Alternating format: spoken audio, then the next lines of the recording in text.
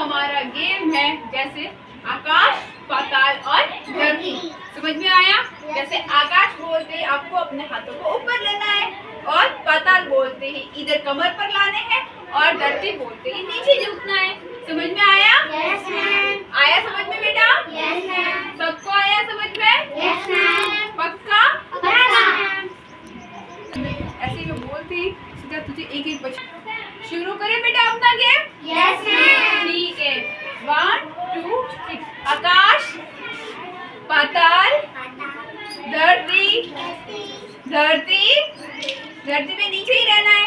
आकाश, पाताल, धरती, आकाश, पाताल, पाताल, धरती।